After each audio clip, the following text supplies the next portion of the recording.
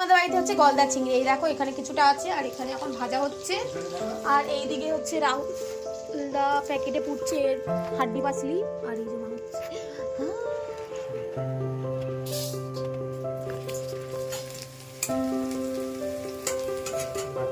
এটা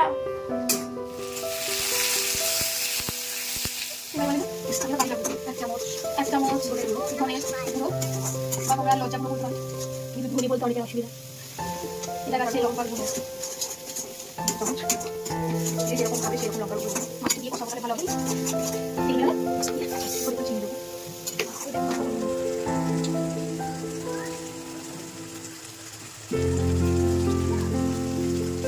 রান্না করতে জানি না তো